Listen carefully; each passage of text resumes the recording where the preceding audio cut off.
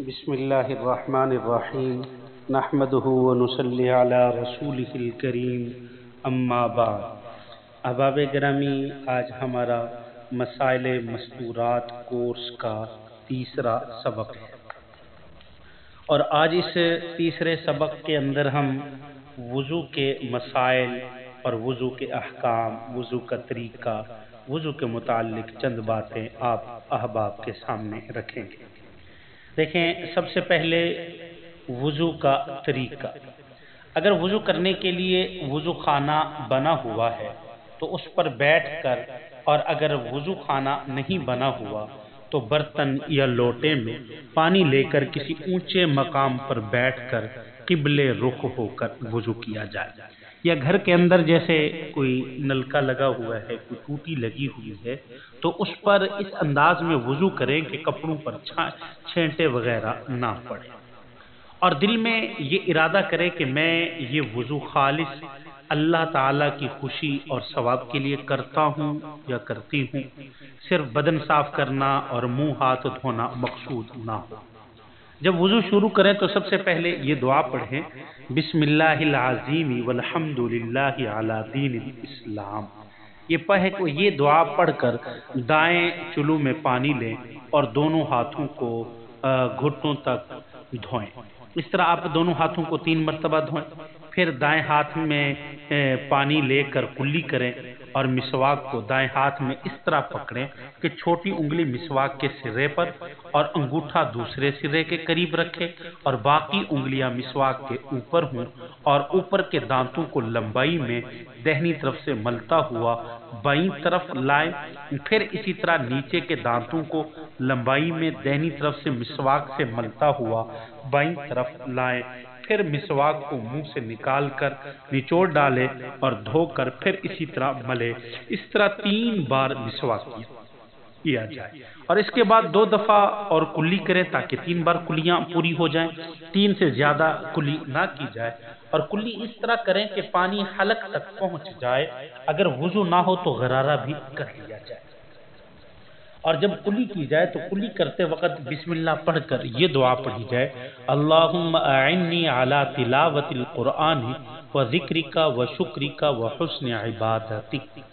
اور ناک میں پانی ڈالتے وقت بھی یہ دعا پڑھیں، بسم اللہ پڑھ کر، اللہم ارحنی رائحۃ الجنت ولا ترحنی رائحۃ النار۔ اس کے بعد پھر دائنے ہاتھ کے چلو میں پانی لے کر ناک میں اس طرح نتنوں کی جڑ تک پانی پہنچائیں کہ جب نرم ہڈی تک پہنچ جائے، اگر روزہ نہ ہو، اور بائیں ہاتھ سے ناک صاف کریں۔ اس طرح 3 بار کریں اور ہر بار نایا پانی لیں۔ پھر دونوں ہاتھوں کے چلو میں پانی لے کر تمام منہ کو مل کر دھوئیں، اور اس طرح کوئی جگہ بھی بال برابر باقی نہ رہ جائے۔ پھر اگر احرام میں نہ ہوں تو مرد حضرات کے لیے یہ حکم ہے کہ وہ داڑھی کا بھی خلال کریں، اور اسی طرح جب مرد احباب داڑھی کا خلال کریں تو بسم اللہ پڑھ کر وہ بھی دعا مانگے، اللہم بیض وجہی یوم تبیض وجوہ وتسود وجوہ۔ یہ دعا پڑھے، یعنی کیا مطلب، اے اللہ میرے چہرے کو سفید کر جس دن سارے چہرے سفید ہوں گے، اور میرے چہرے کو سیاہی سے بچا۔ پھر دائیں چلو میں پانی لے کر دائیں ہاتھ کی کوہنی تک پانی بہا دے اور مل کر دھوئے، 1 بال برابر بھی جگہ خشک نہ رہ جائے۔ اگر انگلی میں انگوٹھی ہے تو اس کو حرکت دے دے، اور اسی طرح اگر عورتوں نے اپنی انگلیوں میں چھلے یا انگوٹھی یا کنگن پہنے ہیں یا چوڑیاں پہنی ہیں تو ان کو بھی حرکت دیں اچھی طریقے سے، تاکہ نیچے سے کوئی جگہ خشک نہ رہ جائے۔ تو اس طرح 2 مرتبہ دہنی ہاتھ کو اور دھوئے تاکہ 3 مرتبہ پورے دائنے ہاتھ کو دھو لے۔ پھر دائنا ہاتھ دھوتے وقت بھی یہ دعا پڑھے، بسم اللہ پڑھ کے یہ دعا پڑھے، اللہم اعطنی کتابی بیمینی وحاسبنی حسابا یسیرا۔ کیا مطلب؟ اس کا ترجمہ یہ ہے کہ اے اللہ عطا کر تو مجھے آخرت کے دن میرا نامہ اعمال دائیں ہاتھ میں، اور وحاسبنی حسابا یسیرا، اے اللہ میرے حساب کو آخرت کے دن آسان کر دے۔ پھر بائیں ہاتھ دھوتے وقت بھی بسم اللہ پڑھ کے دعا مانگے، اور یہ دعا مانگے اللہم لا تعطینی کتابی بشمالی ولا من وراء ظہری، اے اللہ مجھے بائیں ہاتھ میں نامہ اعمال نہ دینا اور نہ ہی مجھے پیٹھ پیچھے نامہ اعمال دینا۔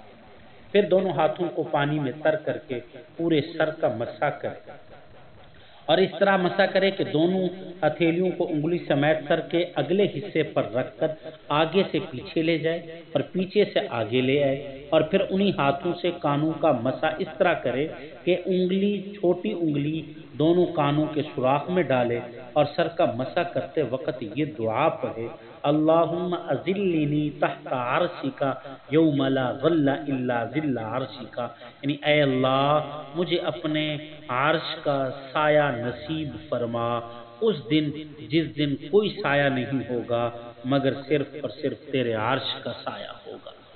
اور اس کے بعد سر کا مسح ایک بار کرے، باقی اعضاء کو 3 بار دھونا ہے، لیکن سر کے مسح کو ایک بار کرنا ہے، اس کو 3 مرتبہ نہیں دھونا۔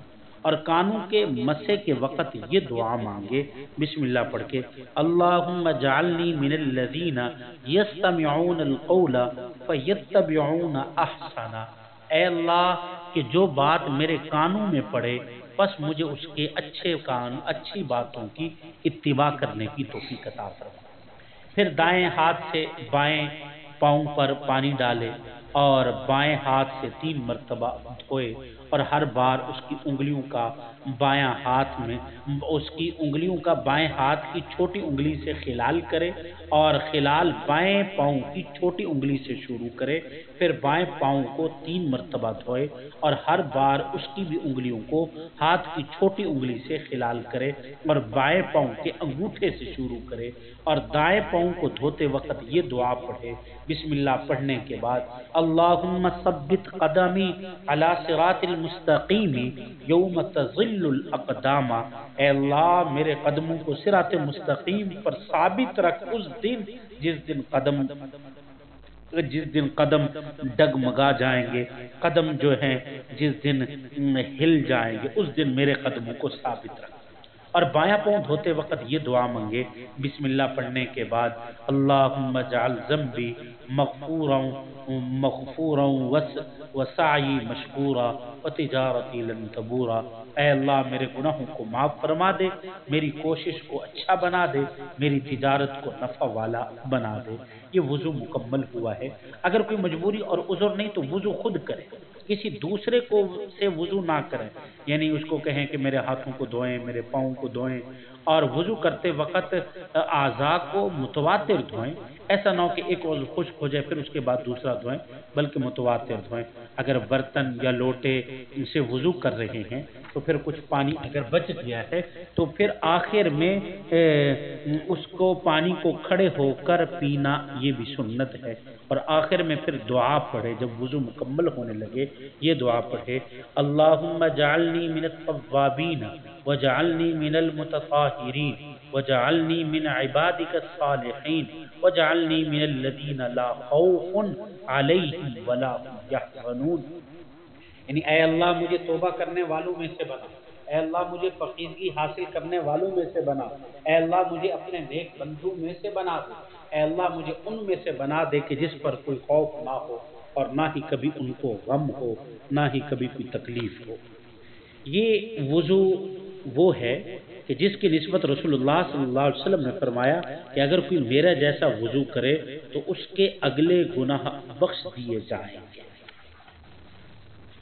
دیکھیں وضو کرنے کے بعد آسمان کی طرف منہ کر کے کلمہ شہادت پڑھنا یہ نبی کریم صلی اللہ علیہ وسلم سے ثابت ہے، یعنی وضو کے بعد آسمان کی طرف دیکھتے ہوئے یہ دعا پڑھی جائے سبحانک اللہم وبحمدک اشہد ان لا الہ الا انت استغفرک واتوب الیک واشہد ان محمدا عبدک ورسولک، یہ دعا پڑھی جائے۔ دیکھیں جو شخص وضو کرتے وقت یہ ساری دعائیں پڑھتا ہے تو اس کے لیے مغفرت کا ایک پرچہ لکھ دیا جاتا ہے اور اس پر مہر لگا دی جاتی ہے اور قیامت کے دن تک اس مہر کو توڑا نہیں جاتا۔ وضو کے کچھ فوائد ہیں۔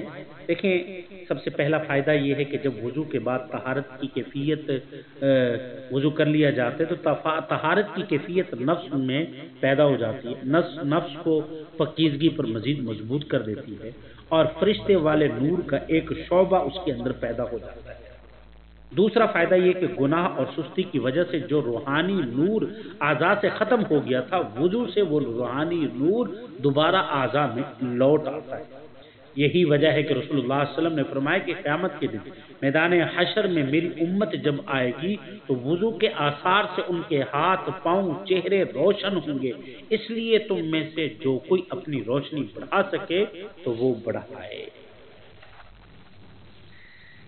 دیکھیں، اس کے بعد یہ میں نے آپ احباب کے سامنے وضو کا ایک مکمل طریقہ بیان کیا۔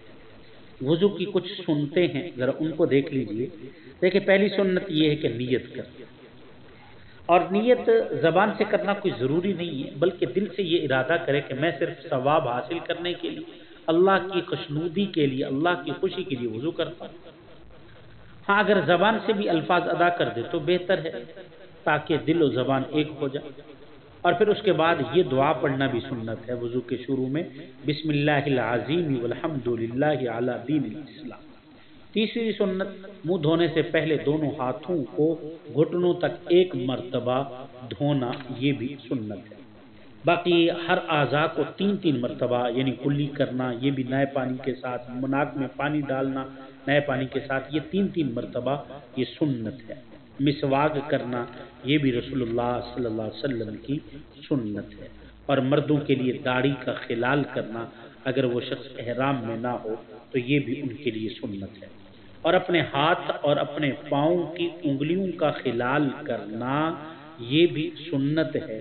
اور اسی طریقے سے اگر کوئی ہاتھ میں انگوٹھی پہنی ہوئی ہے یا کوئی کنگن پہنا ہوا ہے یا چوڑیاں ہیں تو ان کو بھی ہلانا، یہ بھی ایک سنت ہے، تاکہ اس کے نیچے کوئی چیز رہ نہ جائے۔ اور اعضاء کو ترتیب کے ساتھ دھونا، یعنی پہلے ہاتھوں کو، پھر کلی کرنا، پھر ناک میں پانی ڈالنا، پھر منہ دھونا، پھر ہاتھوں کو کوہنیوں تک دھونا، پھر انگلیوں کا خلال کرنا، پھر سر کا مسح کرنا، کانوں کا مسح کرنا، پاؤں کو دھونا، پاؤں کی انگلیوں کا خلال کرنا، یہ سارا ترتیب سے کرنا، یہ سنت ہے۔ یہ چند سنتیں میں نے وضو کی آپ احباب کے سامنے بیان کی ہیں۔ اب اس کے بعد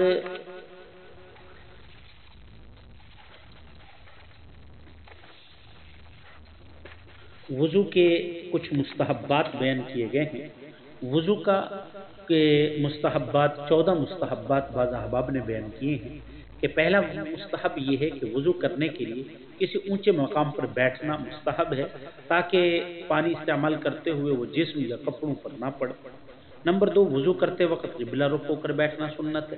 نمبر 3، اگر کوئی عذر یا مجبوری نہیں تو وضو کرتے وقت اعضاء دھوتے ہوئے کسی دوسرے سے مدد نہ لی جائے، یہ سنت ہے۔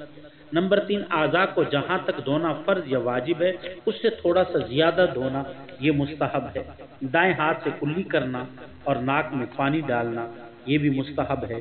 بائیں ہاتھ سے ناک صاف کرنا، یہ بھی مستحب ہے۔ انگوٹھی وغیرہ اگر ایسی ہو کہ جسم تک پانی پہنچنے سے منع کرے تو اسے حرکت بھی دینا مستحب ہے۔ اور کانوں کے مسح کے وقت چھوٹی انگلی کو دونوں کانوں کے سوراخ میں ڈالنا، یہ بھی مستحب ہے۔ اور اسی طریقے سے ہر عضو کے دھوتے وقت یا مسح کرتے وقت بسم اللہ پڑھنا اور عبادت کی نیت کرنا، یہ بھی مستحب ہے۔ اور وضو میں یا جو وضو کے بعد دعائیں احادیث مبارکہ میں آئی ہیں، ان دعاؤں کا پڑھنا بھی مستحب ہے۔ کچھ وضو کے مکروہات ہیں، ذرا ان کو دیکھیں۔ نمبر 1، جو چیزیں وضو میں مستحب ہیں ان کے خلاف کرنا وضو مکروہ ہو جاتا ہے۔ نمبر 2 پانی ضرورت سے زیادہ استعمال کرنا، یہ مکروہ۔ نمبر 3 پانی ضرورت سے بہت کم استعمال کرنا، یہ بھی مکروہ ہے۔ نمبر 4 وضو کرنے کے دوران بغیر کسی عذر کے دنیاوی باتیں کرنا، یہ بھی مستحب ہے، یہ بھی مکروہ ہے۔ نمبر 5 بغیر عذر کے دوسرے سے وضو کے اعضاء دھلانا، یہ بھی مکروہ ہے۔ نمبر 6 منہ اور دوسرے اعضاء پر زور سے پانی کے چھینٹے مارنا کہ دوسروں تک پانی پہنچے اور ان کو تکلیف ہو، یہ بھی مکروہ ہے۔ نمبر 7 وضو کے اعضاء کو 3 سے زیادہ دفعہ دھونا، یہ اسراف میں آ جائے گا، یہ مکروہ ہے۔ نمبر 8 سر کا نئے پانی سے 3 بار مسح کرنا، کیونکہ سر کا 1 مرتبہ مسح کیا جائے، 3 مرتبہ مسح کرنا یہ مکروہ ہے۔ اور وضو کے بعد ہاتھوں کا پانی جھڑکنا، ہاتھوں سے جو وضو کا پانی جھڑکتے ہیں، یہ بھی مکروہ ذکر کیا گیا ہے۔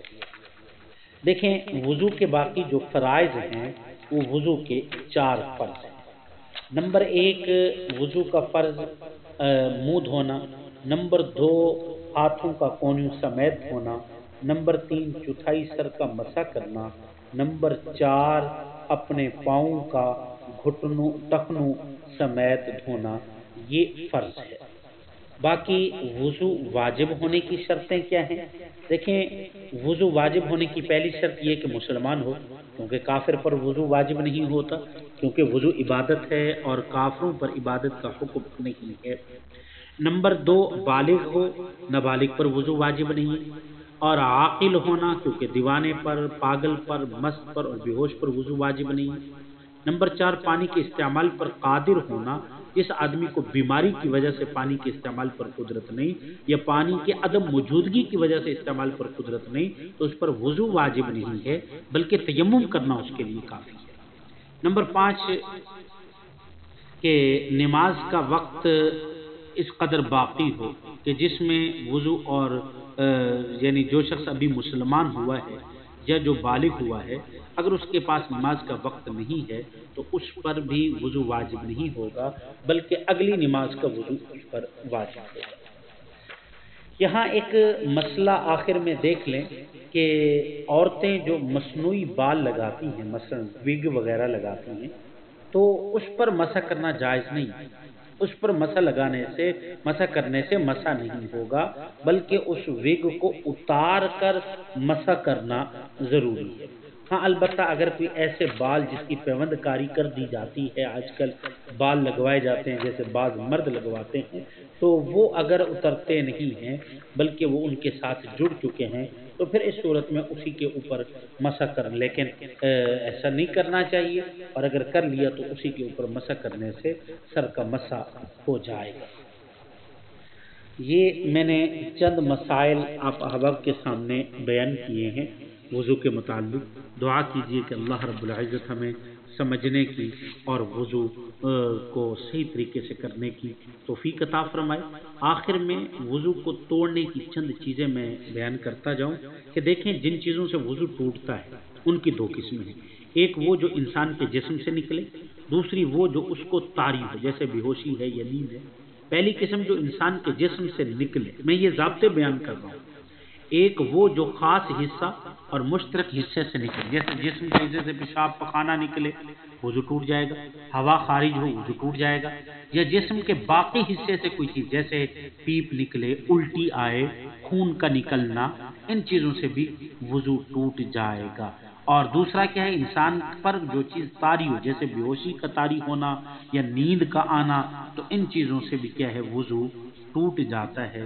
دعا کیجئے کہ اللہ رب العزت ہمیں نیک اعمال کرنے کی توفیق عطا فرمائے۔ وما علینا الا البلاغ۔